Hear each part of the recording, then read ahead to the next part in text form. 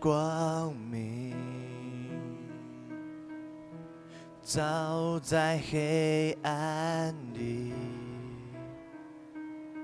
全因你怜悯，显明你旨意，主赐我生命，恩典与真理，成为神儿女，活出你心意，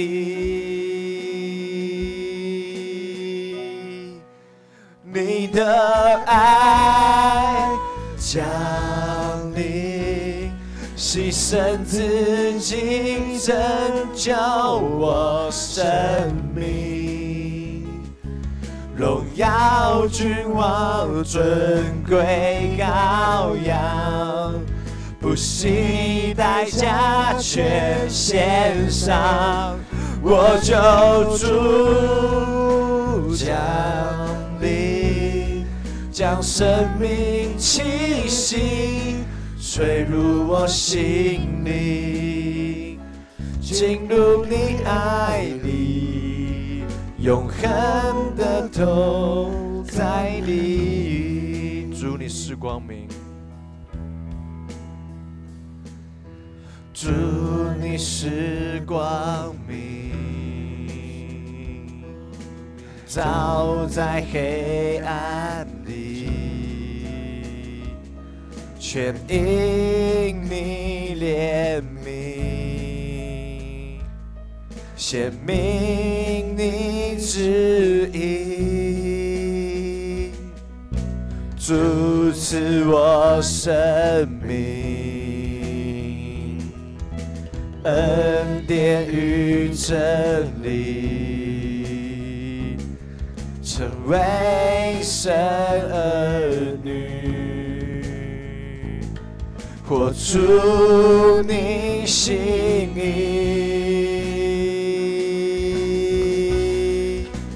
你的爱降临，牺牲自己拯救我生命，荣耀君王尊贵羔羊，不惜代价全献上，我救主降临，将生命气息吹入我心里，进入你爱里，永恒的同在里。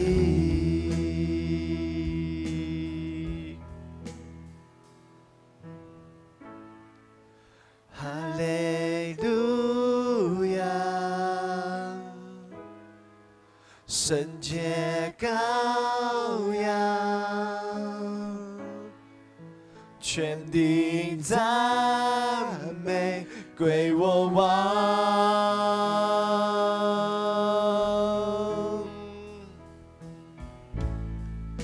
哈利路亚，圣洁羔羊，全地赞美归我王。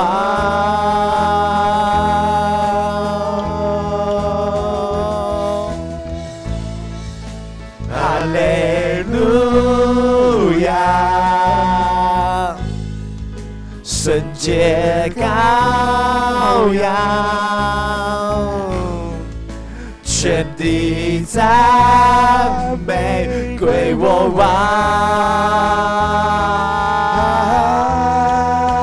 你的爱降临，牺牲自己拯救我生命，荣耀君王尊贵羔羊，不不惜代价全献上，我救主降临，将生命气息吹入我心里，进入你爱里，永恒的都在里。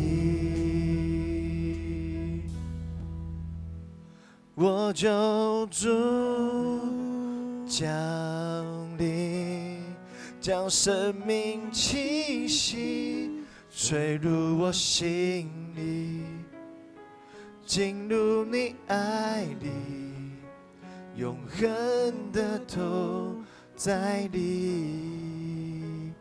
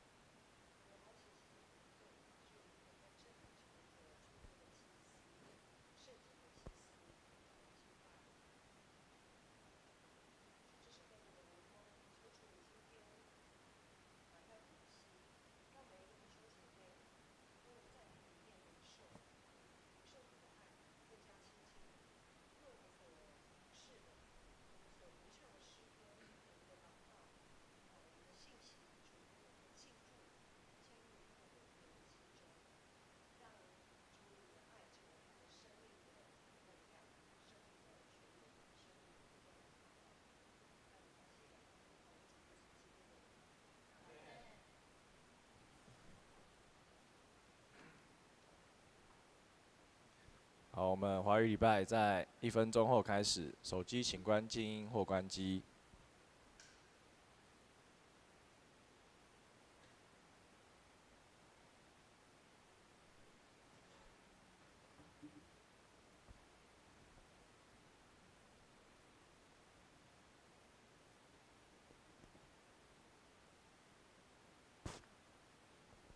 好，各位弟兄姐妹平安。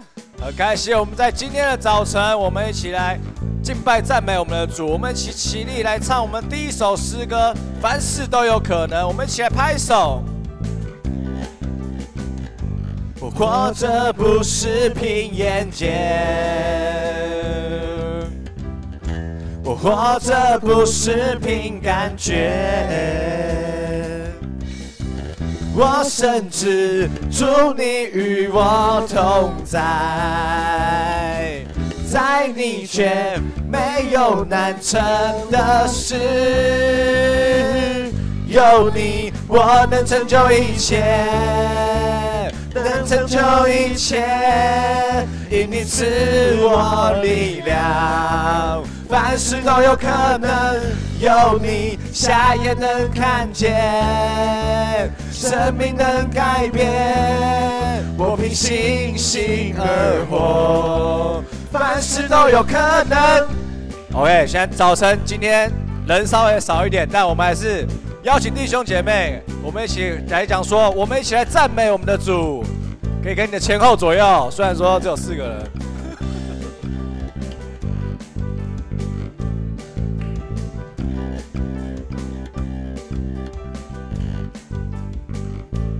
我活着不是凭眼见，我活着不是凭眼见，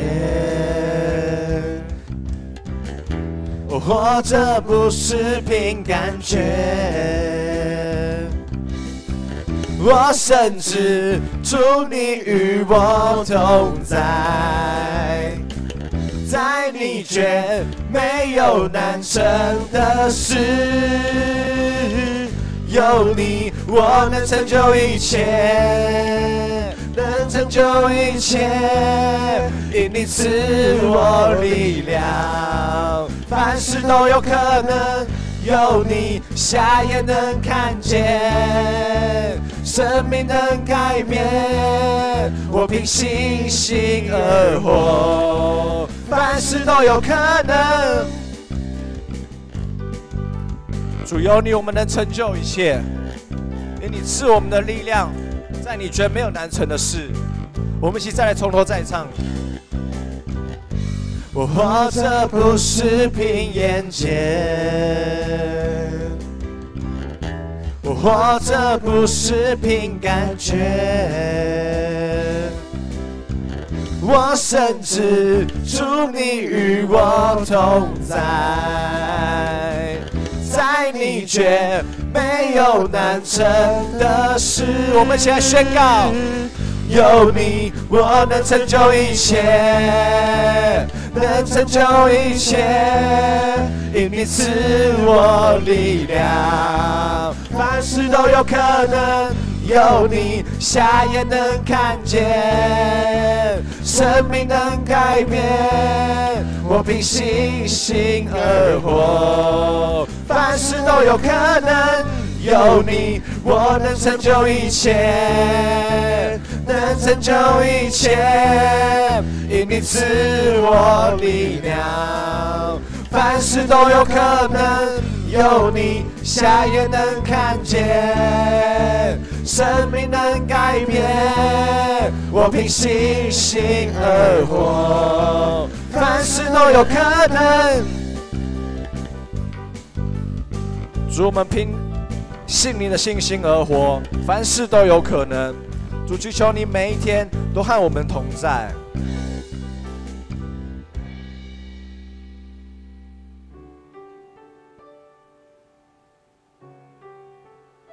主，你是公义审判的神，你的圣洁光照这全地。主，你一再赐恩典，一再施怜悯，给我们机会回转向你。主，你的爱是如此的温柔。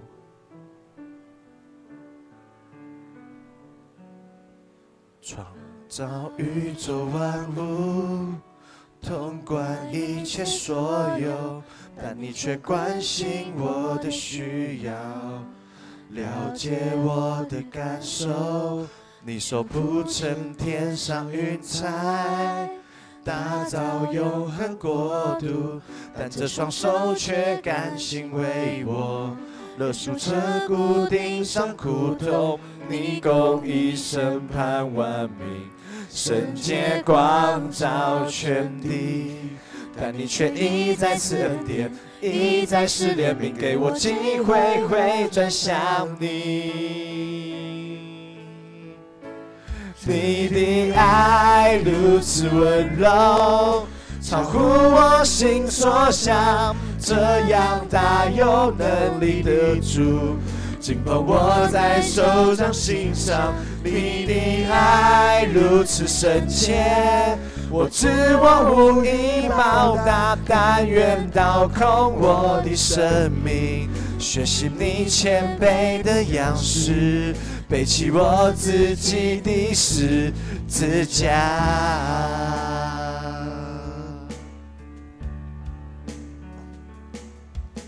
你创造宇宙万物，统管一切所有，但你却关心我的需要，了解我的感受。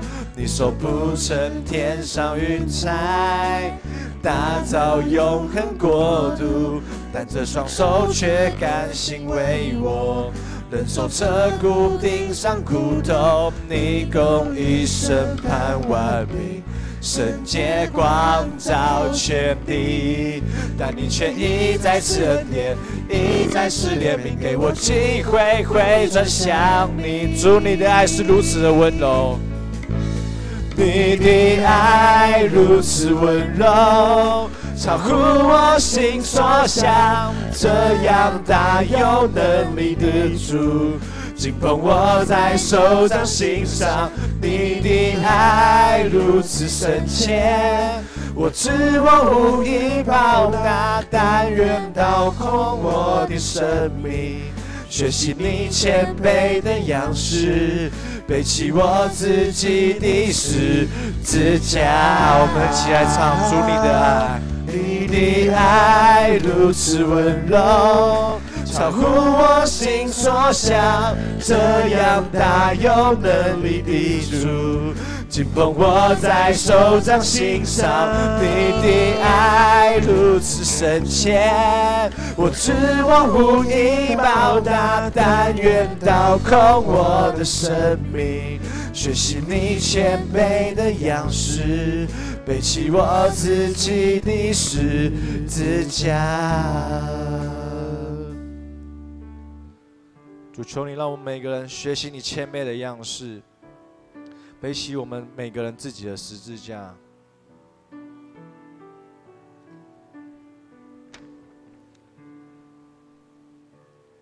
我们邀请各位弟兄姐妹，现在闭上眼睛，我们自己来对上帝来祷告。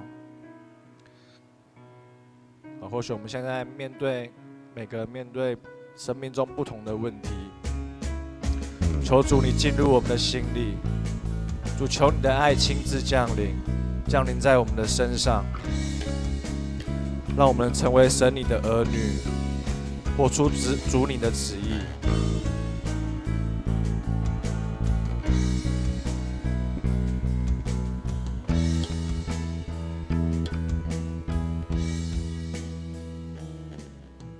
主你是光明，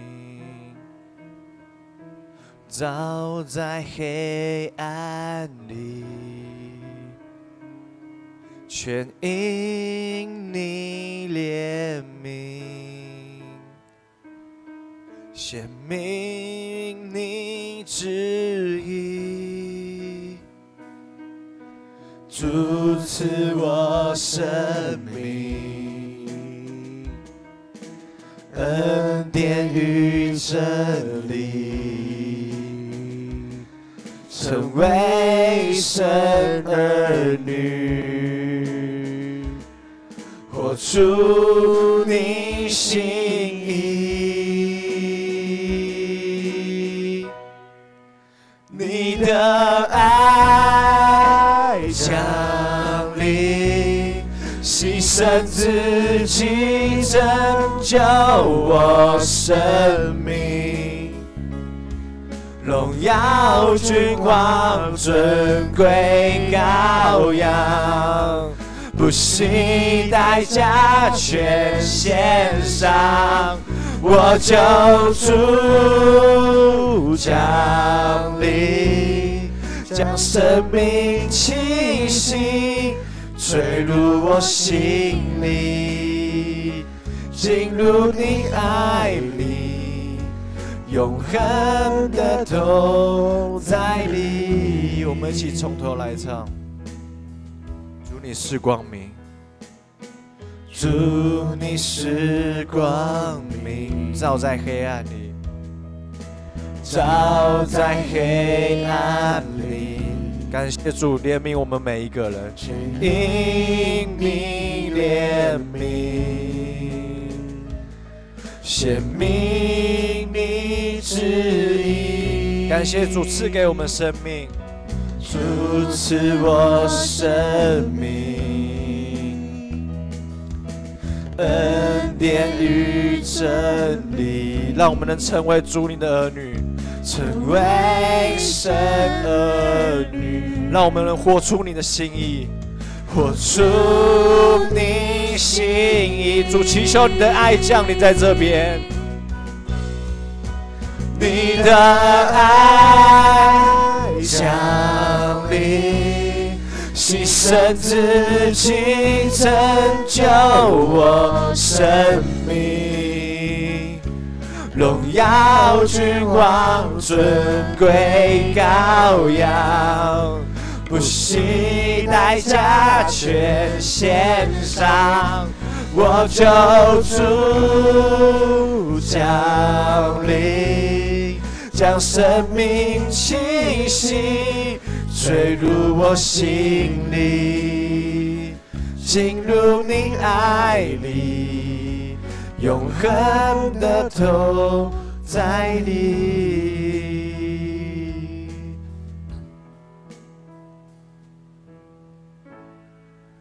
哈利路亚，圣洁羔羊，全地赞美归我王。我们一起来唱哈利路亚。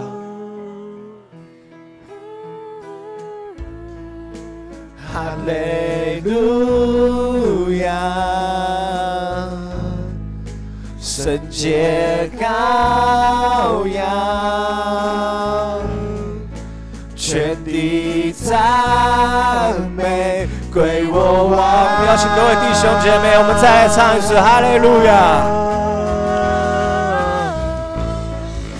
哈利路亚，圣洁羔羊，全地赞美归我王。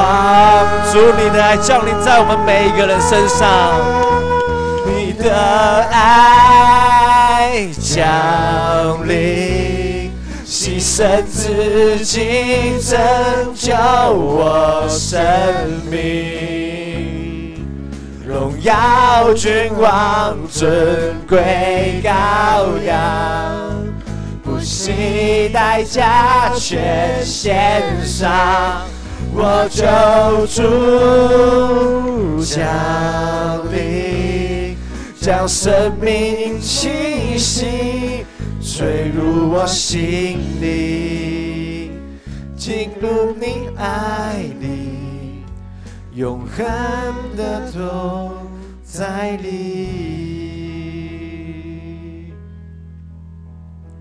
我救主降临，将生命气息吹入我心里，进入你爱里，永恒的头在里。我们一起来做个祷告，再一次感谢主拣选我们作为主你的儿女。主，让我们感受到你的爱。主，我们要时时刻刻提醒你，主，你是唯一的真神。我们每一天都要来赞美你，感谢你。主，也祈求你看顾我们每一个人，在人生的道路上都有主你的爱在我们当中，也保守我们接下来的礼拜都有主你在我们当中。祷告，奉主耶稣基督的名来求，阿们。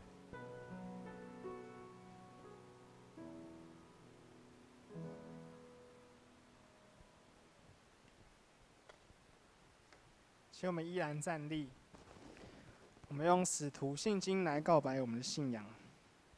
我信上帝，全能的父，创造天地的主。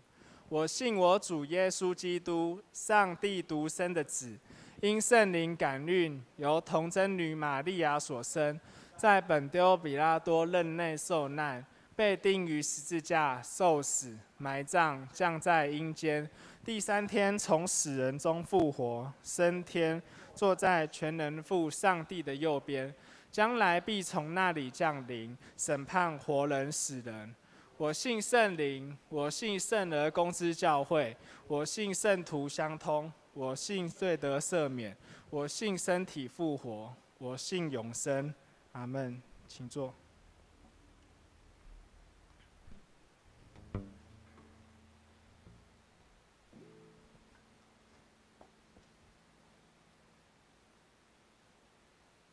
奉献，我们请当值的同工。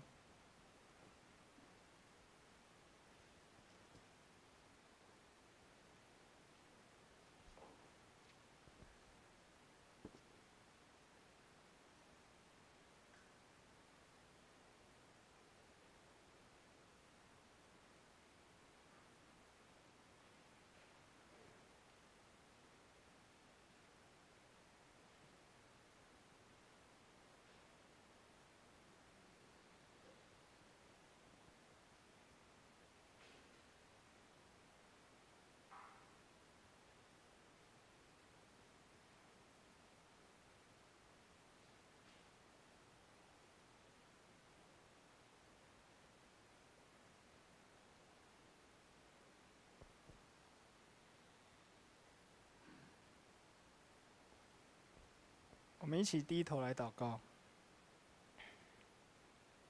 亲爱的父神，我们恭敬的来到你的宝座前，真心诚意的敬拜赞美你。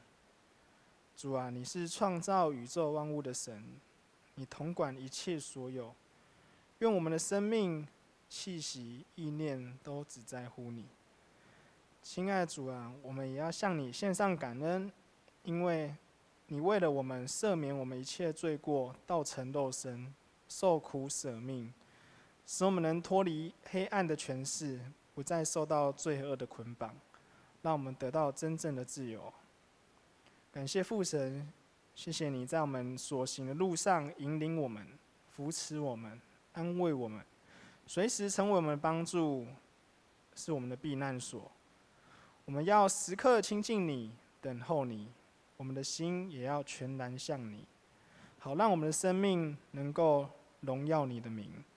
最后，我们要用你所教导的主祷文，这样同声祷告说：我们在天上的父，愿人都尊你的名为圣。愿你的国降临，愿你的旨意行在地上，如同行在天上。我们日用的饮食，今日赐给我们，免我们的债，如同我们免别人债，不叫我们遇见试探，救我们脱离凶恶。因为国度、权柄、荣耀，全是你的，直到永远。阿们。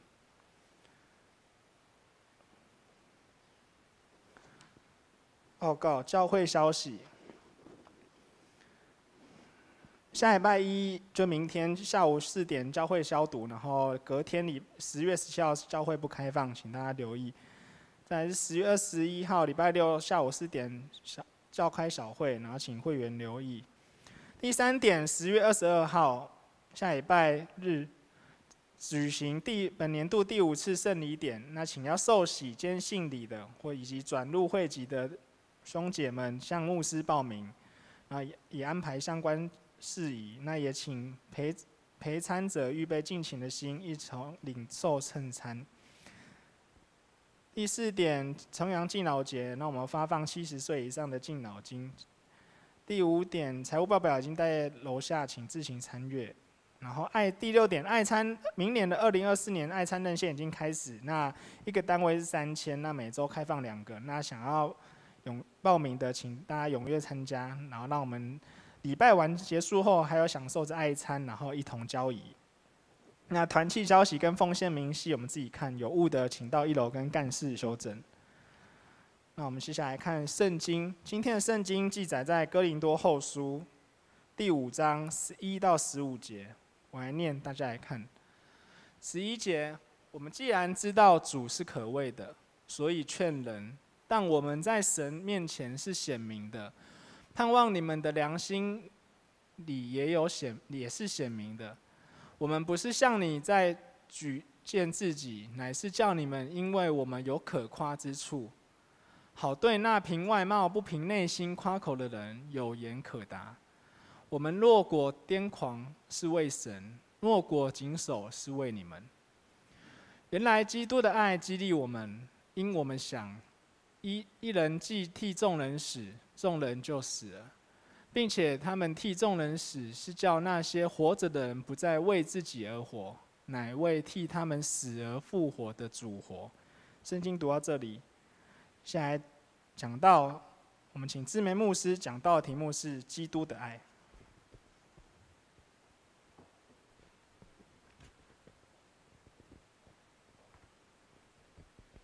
各位弟兄姐妹，大家平安。我想现在每一个人人手一只手机已经是不怎么稀奇的事情了。但是手机呢，是什么时候发明的？什么时候开始出现的呢？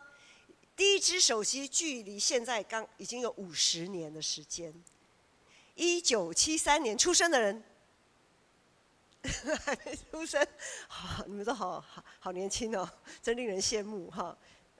我也才没几岁而已啦哈。好，1973年第一只手机问世。那在很快哦，跳到1995了哈。1995这10几20年的时间之内呢，1995年以前的手机非常的大只，所以又叫做大哥大。有听过大哥大吗？不是台湾大哥大，当然它也是这样子它的名称也是这样子来的啦哈。那个时候手机就叫做大哥大，因为很重嘛，然后可以 K 人，好，就是然后那种大哥、那种黑道大哥都很喜欢用那个，就很有架势这样子哈。那大概1995、1996，就是1990年代中期啦哈，95、96之后开始慢慢普及。好，因为之前的大哥大嘛，大只，然后又贵，又非常昂贵。那后来就慢慢越来越小，那个它的体积越来越小。好，1996年之后都开始慢慢普及。那到现在呢，在过去啦是为了方便联络嘛，出门在外，这个牧师就突然讲到这个，有点想要问一下，有看过公用电话亭的举手。哎，还不错嘛。好，手放下。你有进去过用公用电话亭打电话的？哎，也不错嘛。我本来想说，哎，应该没什么人举手，那我大概就是真的是上个世纪的人这样。好，那可是手机越来越普遍啊，所以公用电话亭现在其实都好像是台北市双北好像看不太到公用电话亭，对不对？干妈点里面还有公用电话，好，就是好。然后从2000年开始呢。本来之前手机都是用来联络、方便联络用的。第一支可以拍照的手机，牧师那时候才特别从网络上查一下，是2000年由夏普来发表的。好，第一支可以拍照的手机，哈，那个时候只有11万画素而已，可以想象吗？现在手机多少画素？已经上千了，那时候才11耶，哈。可以想象那个画质有多差，但是那却是第一支拥有拍照功能的手机，11万画素。所以呢，从2000年到现在是不断一直往前跑了嘛，时间一直往前跑。不论是拍照的功能还是画素的提升，就每年都成为各个厂牌的较劲的重点。其中手机里面有一个效果叫滤镜的效果。过滤的滤，镜头的镜，滤镜效果哈。滤镜效果在近几年特别受到广大民众的喜爱。怎么个喜爱法呢？透过那个滤镜的那个效果，那个 APP 可以制造很多不同的影像。比如说，哎，我要黑白的，我要复古的，好，还有什么效果？暖色系，哈，景深、景浅，就是那种就是怎么讲？美肌，对，我真要讲，我就要来讲美肌了。像这种滤镜效果的使用哦，有时候会让人看到照片，我不晓得你们第一个反应会不会有这个反应，说这真的还假的？美肌效果用久了以后，会想说，哎，这个照片明明这个人就那么漂亮，怎么看到本人吓一跳？这本人跟这个相片怎么差这么多？哦，就是。所以美肌效果的使用也会让人既期待又怕受伤害。好，滤镜哈，就是这个滤镜的使用会让我们离真实更远，还是会更靠近？圣经里面的作者很有趣哦，圣经里面的作者就好像是一个滤镜，好像是一个滤镜。我们总是会透过作者的记载，去怎样去推敲上帝的，去思考上帝的道路跟上帝的心意。今天我们就要透过保罗的这个滤镜，因为哥林多后书是保罗写的。好，我们要透过保罗的这个滤镜来看哥林多教会的问题。我们先来看今天的经文第11节、12节。11节、12节这里说：既然我们知道主是可畏的，所以劝人。我们的版本，牧师的版本跟这个版本不太一样，没关系，你们就看，我就读。既然我们知道主是可畏的，就劝导人。但是上帝是认识我们的，我盼望你们的良心也认识我们。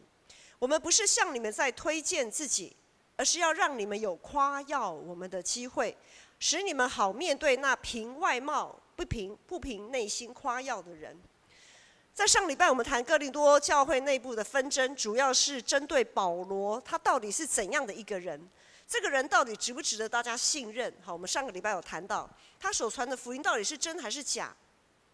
保罗在这里呢就劝告大家说，主是可畏的，主是可畏的，所以他劝导大家要用一个敬畏的心来看待上帝所差派的仆人。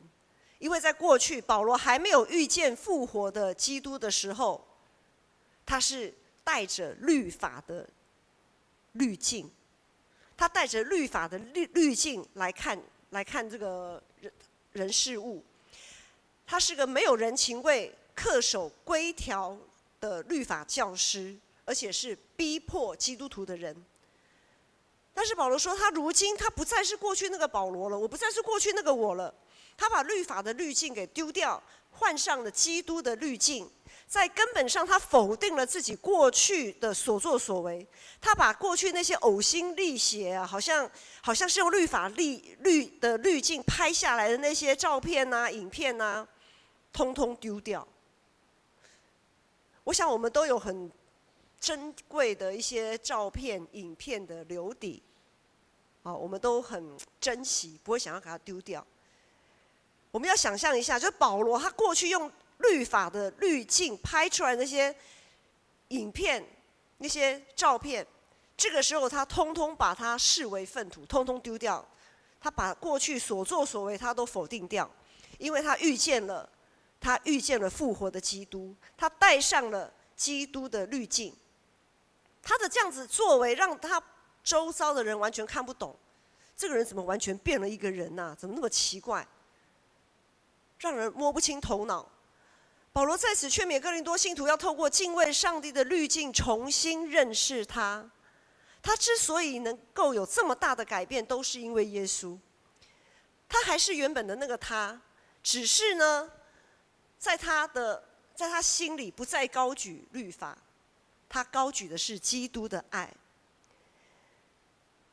他不再是过去那一个只看重律法的保罗，他是高举耶稣基督的保罗。所以保罗才会说，今天的第13节，他说：如果我们如果癫狂是为了神，如果谨守是为了你们，如果我们癫狂是为了上帝，如果我们冷静、清醒、谨守是为了你们。什么意思呢？癫狂是什么意思？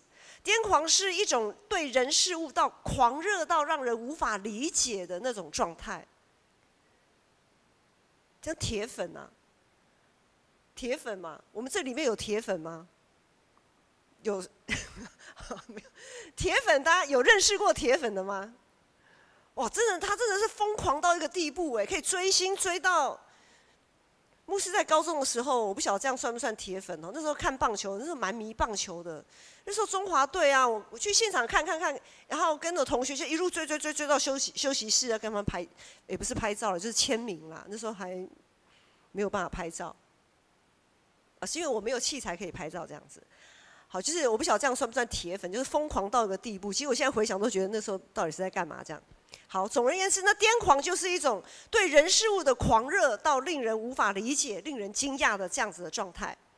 保罗跟他同工之所以会为主癫狂，是因为保罗他意识到他过去已经浪费太多时间在做那一些无用功的事情，在做那一些毫无意义的事上。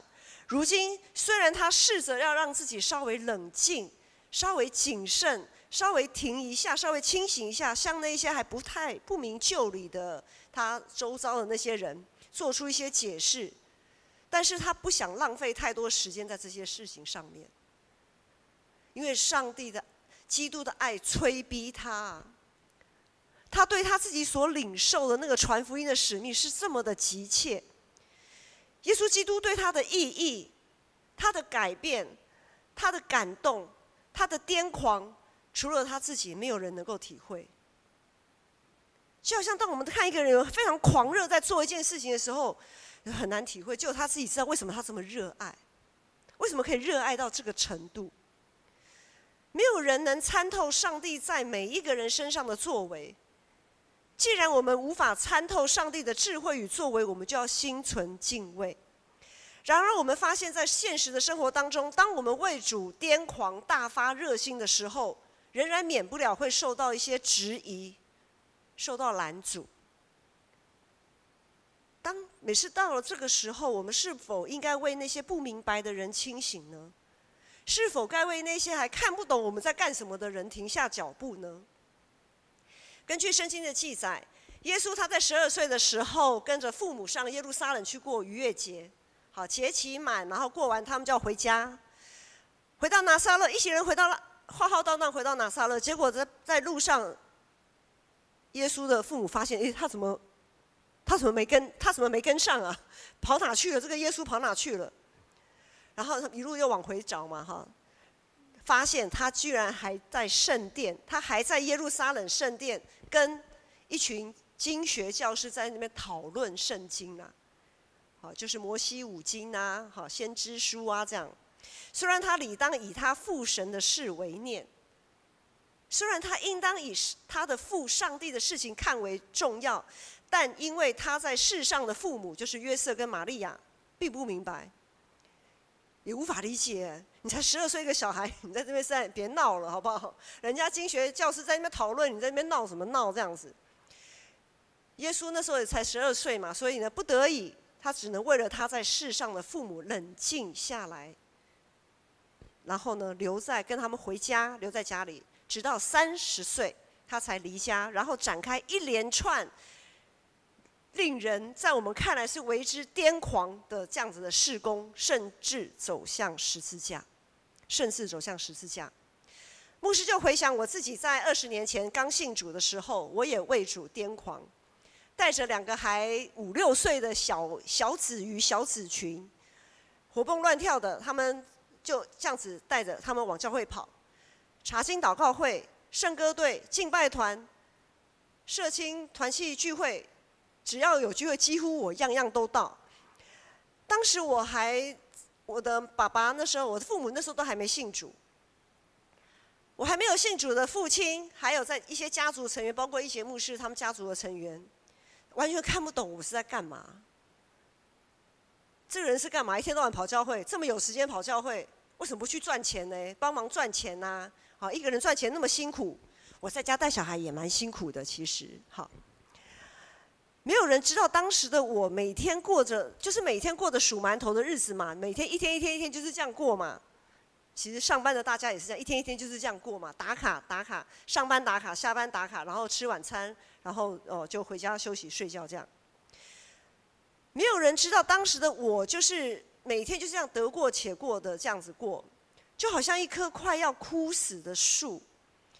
其实在当时连我自己都没有发现自己是这么的没有气息啊，没有那种活泼的生命力。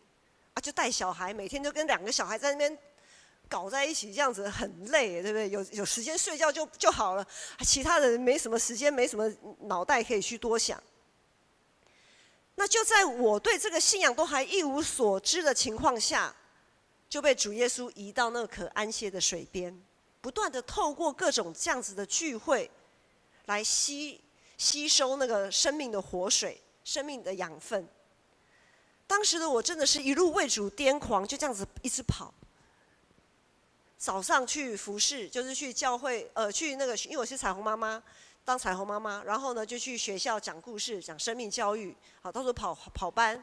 然后呢，当然还有要买菜啊，好什么的。下午呢就跟2个小孩在那边勾在一起啊，晚上就去教会聚会啊，礼拜6、礼拜天也都在教会啊，就是这样。一路癫狂，甚至一路癫狂到我37岁的时候，还决定要生第3个。这么疯狂，上帝要我生，我就生了。果然不多久，3个月以后怀孕。怀孕之后，我继续投入各种服事，骑着摩托车就到处啪走。还要讲故事嘛，还要去学校服事，还是要参加聚会，好，还是要接送小孩。什么事继续照做，不是因为我那时候年轻体力好，也不是因为我在家没事做，有做过家事的人都知道，家事永远做不完。好，今天整理好了，明天又乱了，明天乱了再整理好，整理好了又乱了，就是这样，每天日复一日。好，一节牧师还说，你这个比我上班的人还忙哎，好，时间都排得满满的这样子。我上班的时间工作还可以喝个下午茶啊，好，还可以那个喝咖啡聊是非啊，这样子还蛮不错的，还有个轻松的时间。我会如此癫狂，全是因为基督的爱激励我啊。今天的经文14、15节，我们看一下。师母姐感谢我们的那个影音同工这么的贴心。他说：“原来基督的爱激励我们，因我们这样断定：一人既替众人死，众人就都死了，并且他替众人死，是叫那些活着的人不再为自己活，乃为替他们而死而复活的主活。”我们在世上活着的日子，往往附加很多人为的期待、自我的期许。我们不断的在用世界的滤镜来看彼此啊！我不晓得大家有没有发现，我们好像一直在为了符合别人的期待而活，也为了符合自己那个想象中的那个自己来活。在这个过程当然我们符合别人的期待，这无可厚非，在某一个程度上无可厚非。就像孩子，他也是在某个程度上也是为了符合父母对他的期待，他在成长过程当中做调整，这无可厚非。但是呢，如果我们把这个看得太重，是否会落入一种危险？是否会对原本的自己感到不满？是否会对他人也产生了过多不合理的期待？就好像我们讲说美肌的那个功能使用多了，有的人没有美肌不敢把照片拿出来，甚至于没有美肌他都不拍照的。所以就好像就是已经他会恐惧，他不是为了美肌了，他可能内心会有个恐惧，就好像有的人化妆化习惯的人，他卸妆以后他不敢用真面目示人的那一种对自己的否定，会不会落入这样子的一个危险当中呢？化妆不再是取悦自己，也不再是取悦他人，而是一种恐惧，害怕自己用真面目示人，会不会到这样子的地步？如今已经换上基督的滤镜的保罗，他的过去也跟着耶稣一同被钉在十字架上了。他跟耶稣也一同埋葬了。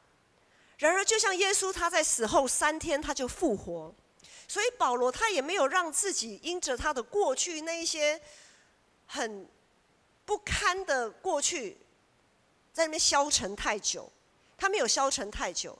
基督的爱激励他，让他对未来大有盼望。基督的爱让保罗变得勇敢，让保罗变得愿意忍耐。基督的爱让保罗可以忍受各种挞伐的声浪，可以忍受在教会里的各种乱象，甚至基督的爱可以让他忍受自己的一些软弱。即便他戴上了基督的滤镜，即便他已经是基督徒，但毕竟还是个人，就像我们一样，我们也是个人，我们有我们软弱的时候。所以保罗他才会在罗马书讲说：“我所愿意的，我并不做；我所恨恶的，我反倒去做。”就连保罗他都有这样子的困扰。然后他还说：“我真是苦啊！神呢，救我脱离这必死的身体。”就连保罗都有这样的软弱，但是耶稣认识他，耶稣真知道他，耶稣不会把他担不了的担子放在他的身上。他知道保罗的信心经过各种试炼以后，必定会达到完整又完全。像我们之前读过的雅各书，对，我们的信心要经过试炼。事实也证明了，保罗确实也经历了非常多的试炼。他在最后离世之前，最后他应该说他的遗言啦，他的遗嘱这样，他说：“那美好的仗我已经打过了，当跑的路我也已经跑尽了，该信的道我已经守住了。”事实上，没有人能真正认识、完全了解自己。我们连自己都不能完全真正的认识自己、了解自己。我们都不晓得这个选择，比如说我们到底现在要不要离职？我们要选择怎么样的工作？从这么困难的选择到选择我等一下想吃冰的还是吃热的，我要选草莓的还是巧克力的，我要选黑的还是白的。有的时候我们都不太确定自己选的到底是不是在那个当下是我真正想要喜欢的。可能前一刻选择好，我衣服穿好了出去我就后悔了。我怎么不穿那一件？我为什么要穿这一件呢？只有耶稣基督才能真认识我们，只有耶稣才能知道我们的极限，也只有耶稣知道我们还有多少潜能还没发挥出来。基督的爱，所以呢，基督的爱对所有人来讲是一份莫大的礼物。因着基督的爱，我们发现爱的本质其实不是占有，不是拥有什么，而是牺牲。他爱我们，爱到愿意为我们死的地步啊！耶稣从来不会控制、强迫我们去选择相信他、跟随他。他甚至愿意在我们根本都还不认识他，还拿其他的神明偶像，包括自己来取代他的时候，他就愿意为我们而死。在我们当中有许多亲朋还没有信主的亲朋好友，我们有认识许多还未信主的亲朋好友。或许他们始终无法理解我们基督徒到底为何会为主癫狂，我们为何会为了教会可以做到这个地步？这很正常。或许他们无法理解，很正常。他们无法理解为什么我们可以为了这个信仰做到这个地步。就好像我们之前有讲到嘛，宇翔爸爸文和长老，他从来不进厨房的，连削苹果、削水果都没有，但是他却愿意为了基督的爱，他走进教会的厨房，削红萝卜，为大家准备爱餐。有的人疾病缠身啊，可是因着基督的爱，他愿意忍受这一些，轻看这一些，继续服侍。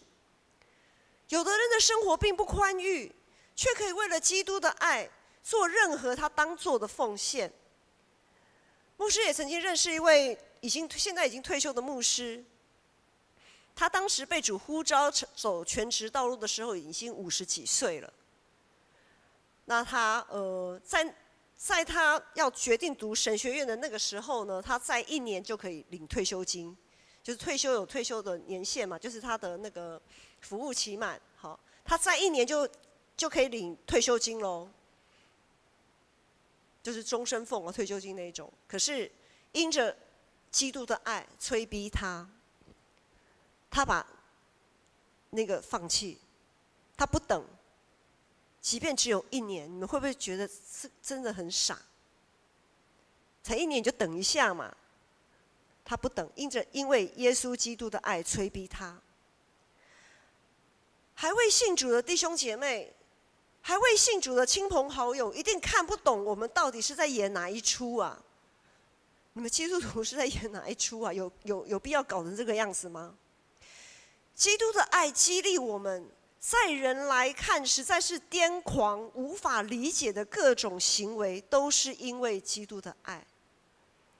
我们之所以能有现在，我们之所以能活出一个令人满意，也令自己还算满意的这个样貌，都是因为基督的爱。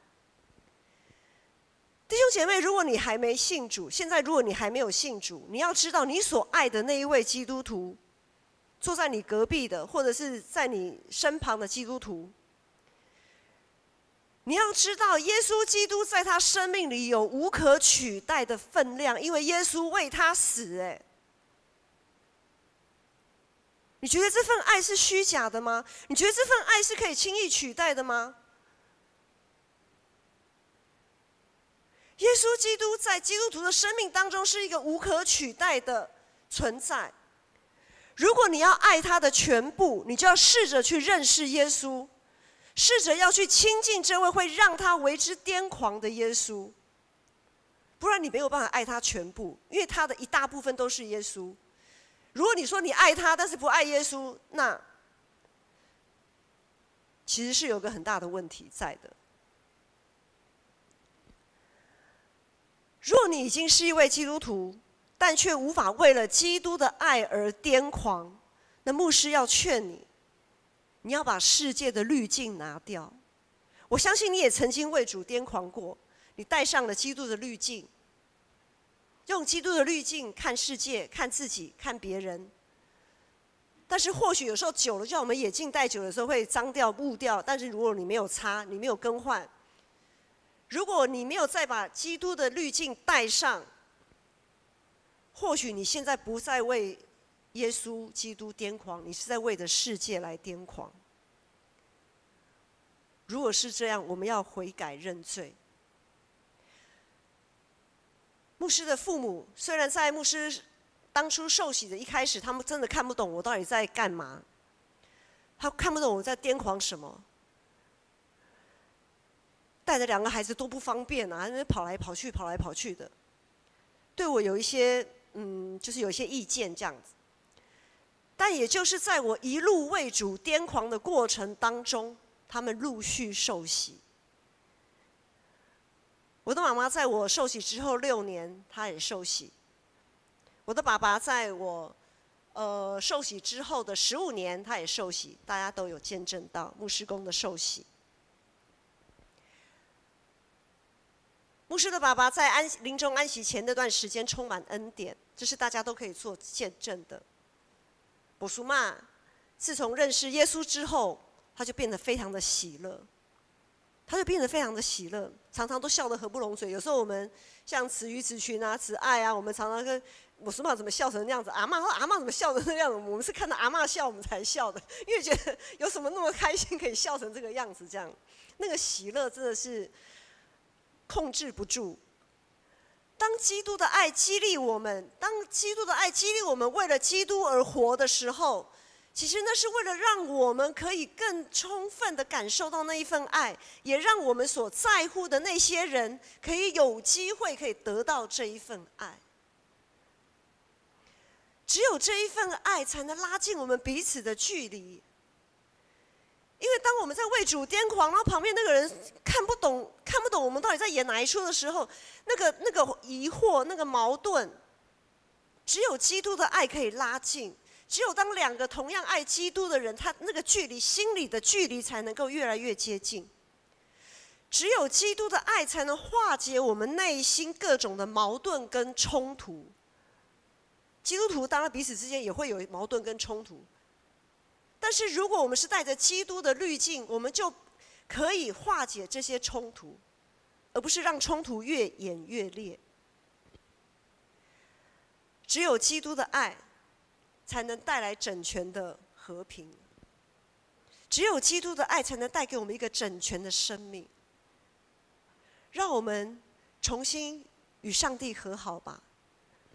如果你爱这个世界，爱得比基督还多，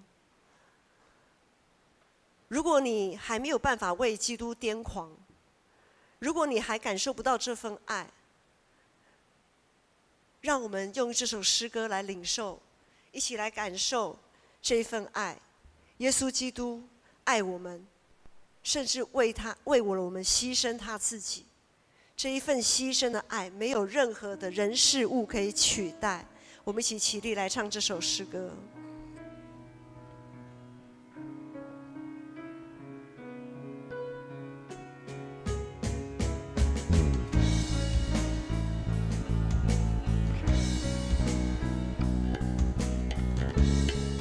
主是光明，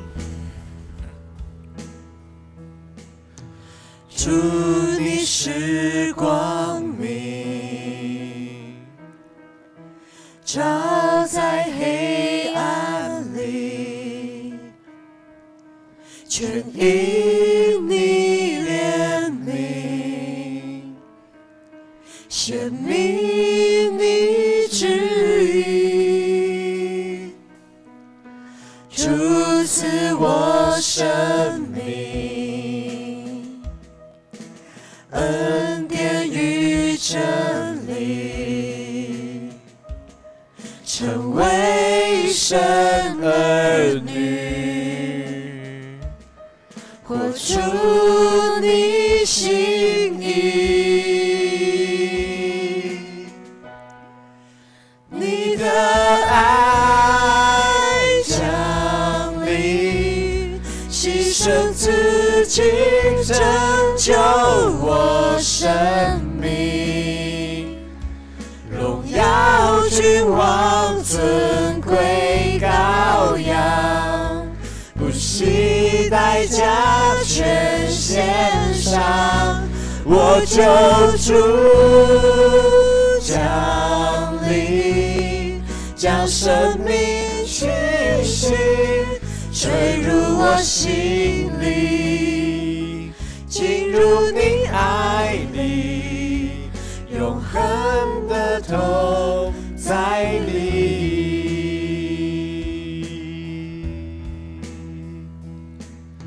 主，你是光明，照在黑暗里，全因你怜悯，显明你旨意，主赐我生命，恩典与真理，成为神儿女。愿我们都活出主的心意，活出你心意。愿主的爱降临在我们每一个人的身上。你的爱降临，牺牲自己拯救我生命，荣耀君王尊贵羔羊，不惜代价全献上，我救主降临，将生命气息吹入我心里，进入你爱里，永恒的同在里。是的，主，感谢主，哈利路亚，哈利路亚，圣洁羔羊，全地赞美归国王，哈利路亚，哈利路亚，圣洁羔羊，全地赞美归我王。哈利路亚，主啊，主，我们赞美你。哈利路亚，圣洁羔羊，全地赞美归我王。主的爱已经降临，主的爱已经降临，你的爱降临，牺牲自己拯救我生命，荣耀君王尊贵羔羊，不惜代价全献上，我救主降临，将生命气息吹入我心里，进入你爱里，永恒的同在里。我们一起来祷告，爱我们的父神，我们感谢你。主啊，主啊，你赐下你的独生爱子圣洁的耶稣基督，为我们成为赎罪祭，把我们过去那不堪的自己，那不堪的生命救赎。主啊，主啊，我们感谢你，因着你的爱，让我们有力量、有盼望、有信心、有勇气，继续过你为我们所铺陈的未来的道路。主，你将你生命的气息吹入我们每一个人的心中，让我们每一个人在你的爱里都可以活得更光彩，活得更像自己，更像你起初所创造的那个美好的自己。愿我主耶稣基督的恩惠、天父上帝的慈爱、圣灵的扶持、感动，激励你们每一个人都为主而活，从今时直到永远。阿们。阿们。让我们来唱最后一首歌，带着回家。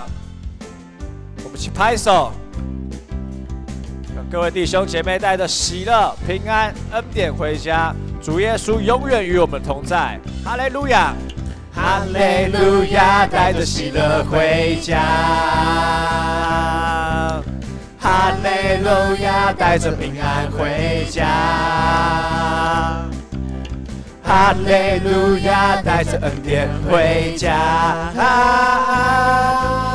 耶稣永远与你同在呀！